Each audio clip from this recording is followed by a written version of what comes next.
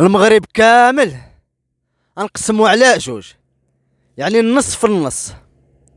النص الاول كلشي غيحتفل، كلشي غيدير روينه، وكلشي غادي يصيفط على الكوموند، وكلشي على الريفرور، وكلشي كيتقاتل، وكلشي عامر في الباتيسري، وكلشي داير ازدحام، وكلشي منوض الروينه. لحقاش راس العام الروينه بزاف باش يحتفلوا، واخا هادشي عارفين باللي حرام. معمرين اللي مصيفط الكوموند، اللي مدوز في الدرب بالكراطن ديال الحلاوي. هذا النص الاول كلشي غيحتفل، كلشي غيدير روينه. والنص الثاني غنقسموه على جوج، يعني الربع في الربع.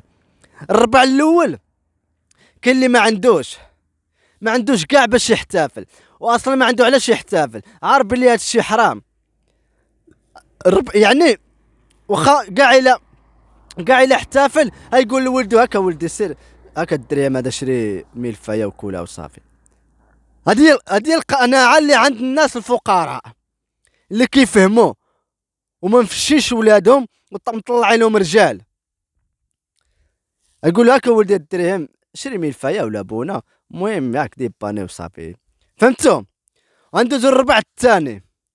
الربع الثاني كاين حتى هما بحال الربع الاول. الربع الثاني اللي هو كاين اللي غيدير على قبل على وجه وليدات اللي مساكن كيكونوا غاديين معاهم في الشوارع، وهادي يشوفوا الناس غاديين بالحلاوي وهاز الكارطون والناس عاطين لولادهم هازين الكارطون الحلاوي وبزاف وهذا الشيء هذا. ولكن الربع الثاني ما غيخيبوش ولادهم. شنو غيديروا؟ على حسب الفكره ديالهم، ما نعرف، على حسب الفكره ديالهم.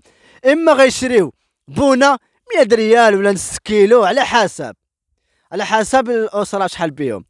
يشريو بونا غادي يمشيو، المهم يمشيو للدار غيفرتلوها في الطبيسيل وغياكلو. ولا اما يشريو ملفي ديال درهم، المهم باش يديبانيو. هذا الربع الثاني، المهم باش يديبانيو.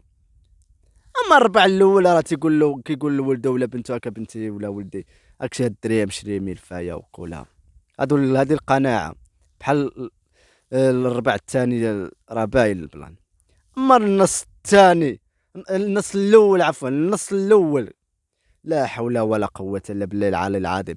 هادو مساخط مجرمين بدون رحمه والله العظيم.